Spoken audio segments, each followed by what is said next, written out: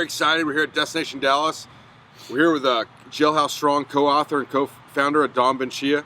We're going to get to talk to him a little bit today, get to know him if you don't already know him, and kind of talk about some of the philosophy behind Jailhouse Strong. So kind of tell us tell us a little bit about yourself if people don't know you.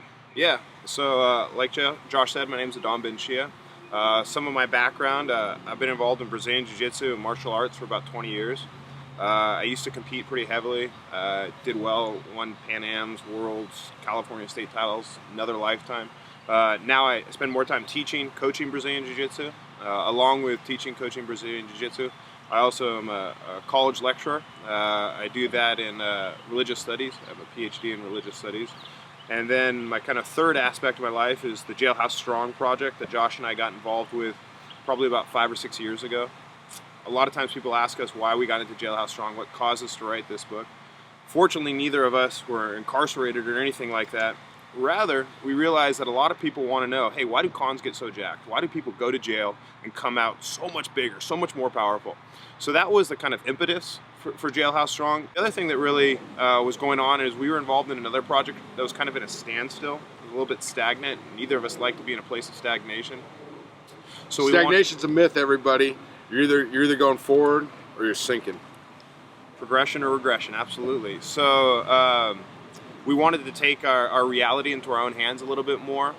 And as a consequence, we went a kind of unorthodox route with this project, with the Jailhouse Strong project. We found a lot of people that spent time behind jail. Co-founder of the Crips, Barefoot Pookie, president of the Hells Angels, even former Mr. Olympia, Dorian Yates, started lifting while he was incarcerated in the United Kingdom, in Britain. We interviewed all these people, and we looked for the overarching principles, ideas, themes that they utilized and helped them become not just stronger, but also better versions of themselves.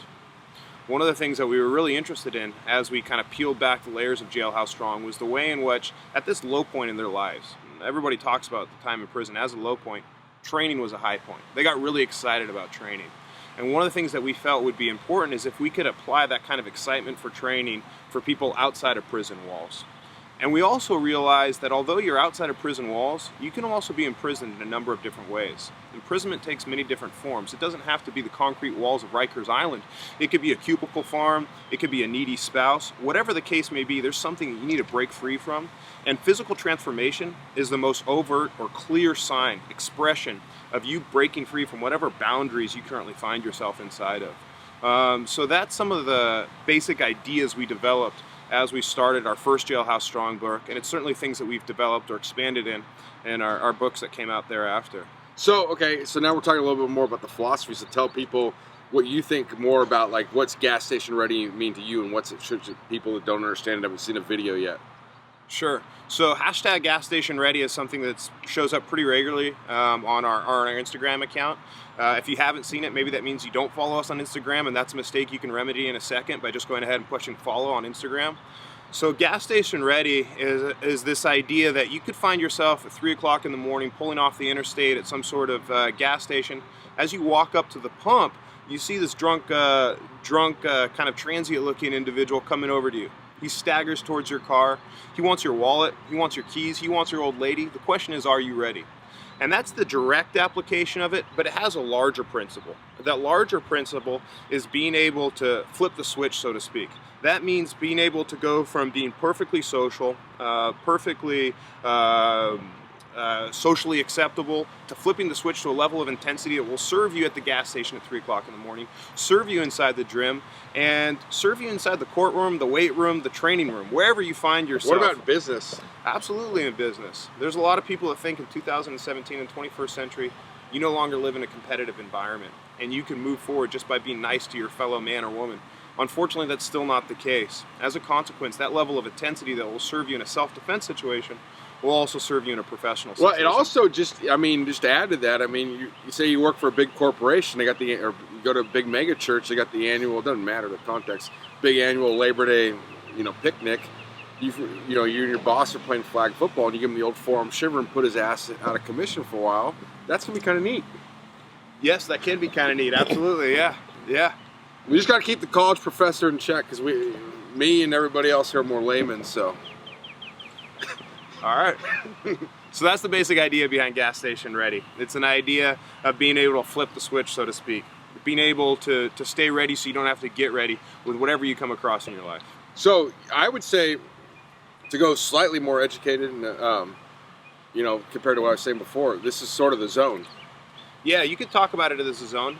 It comes in a number of different names. It has a number of different examples, but the overarching principle is consistent.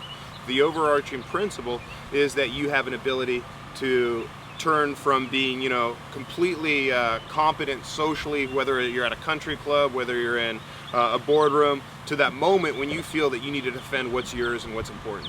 No, I'm just talking about like operating the present moment, like the zone. Yeah, there is an importance of operating the present moment. One of the things that I really like about Brazilian Jiu-Jitsu, really drew me to it, and I've seen it draws a lot of people to it, is the way in which Jiu-Jitsu offers you this kind of cherished moment to live in an existential abyss, or existential bliss even. You don't have to think about the past, you don't have to think about the future. You're completely engaged in the present. And that's certainly something that applies itself to heavy training, heavy lifting. If you got a lot of weight on your back or over your chest, you don't have the luxury of thinking about your spouse. You don't have the luxury of thinking about your kid, your divorce papers, whatever the case may be. You are by necessity completely living in the moment. So that's what you're referring to as a spiritual kind of zone. There's a lot of different things that can be applied to everyday life, but perhaps the most important takeaway from Jailhouse Strong is that you really need to find a way to make the most of what you have and where you are. One of the ways in which I sometimes talk about it is based on, or grows out of, an experience that I had when I did this minimalist survivalist training in Dixie National Forest, Hell's Backbone in Utah. You had a limited amount of food. You had these spelt cakes that you were eating, you had a wool blanket, and you had a poncho.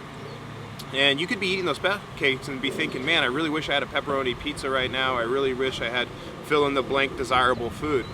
However, instead of thinking about what you wish you had, you can compare down and be appreciative for what you don't have. You could be appreciative that, hey, I'm glad I'm eating this simple food. It could be worse. I could compare down and realize I could be eating dirt.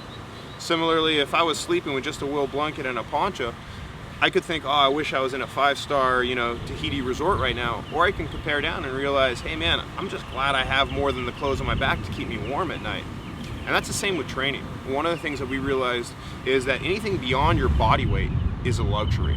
You can get significant gains, and we've seen it happen with a number of people just with connecting to the floor through push-ups, bodyweight squats, lunges, burpees, sprawls, and maybe having access to some sort of makeshift pull-up bar.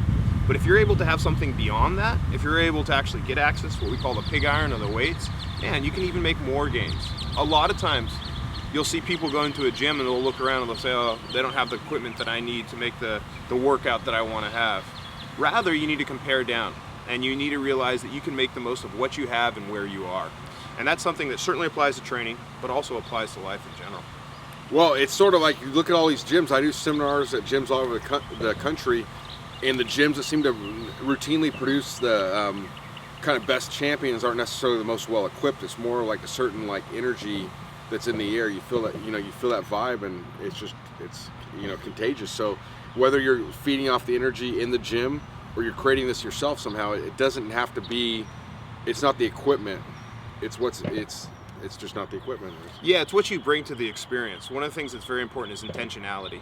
We talk quite a bit about muscle intentionality while training, but you can also have intentionality as far as when it comes to this idea of gas station ready, and you can also have this idea of intentionality when it comes to your training. One of the most important things is that you're excited intellectually, mentally, spiritually, emotionally about training. You see people that come into a gym, or you see people that come into the office and they're looking, sad, depressed. They have that victim mentality, which is the worst mentality you can have, and they're not going to be successful in whatever avenue they're taking. You find the people that come into a gym that are excited and smiling, they're going to be successful. One of the misconceptions that a lot of times people have when you talk about combat sports is that oftentimes people think the guy that's looking upset that he didn't sleep well, he's the nastiest guy to deal with. That's not the case. It's like Mike Tyson said, the scariest thing in the world is a happy fighter. You find someone that really relishes the opportunity to be a fighter, really relishes the opportunity to train hard, really relishes the opportunity to be whatever they are, you're going to find someone that's successful. Yeah, and so I think sort of what you're saying is it's like framing, how you're going to frame the experience. So that's sort of one of the things we're talking about the seminar is about framing it, like, when you get done, when you're dieting, are you depriving yourself of something, or are you in the process of taking yourself to the next level? I mean, how are you going to look at it? It's the exact same experience. You know, if you're locked in a motel room and you can't leave, in, you know, Baton Rouge, Louisiana, what are you going to do with it? Are you locked? Maybe it's a great way to improve your intellect with reading and improve yourself with bodyweight training. I mean, it just depends on how you frame the experience. You're not stuck in Motel 6 with nothing to do. You're stuck with Motel 6 with the most magnificent resources. Absolutely. They got free Wi-Fi. I found myself in Terre Haute, Indiana on more than one experience, and I made the most of those evenings and those mornings. And wherever you find yourself, whether it's, you know, the entertainment district in Tokyo or fill in the blank location, you can make the most of what you have and where you are, if you have the intentionality. We should tell, one of my favorite Thanksgivings of all time is a Thanksgiving I spent with you in Kentucky. 2005. 2005 at Waffle House. It was awesome. I mean, and there was just like just a championship spirit in the air. It was great. Absolutely. Rather than, you know, feeling that we were not having the ability to be with our family or a lot of our relatives during that time, we're just appreciative to have a roof over our head and a jukebox playing good music. Yeah. So anything else you kind of want to expand on here? I think that's good for right now. I think one of the most difficult things is to say a lot in a little amount of time. One of my favorite Voltaire quotes is, I apologize for the length of the letter. I didn't have time to write a shorter one. So whenever possible, I tried to pare down and keep things a little bit more simple and try to be as rich as possible in what I say. So hopefully I was able to do that today. My favorite quote's actually by Rocky Balboa. I should have broken your thumb. All day. Oh! There you go, right there, perfect.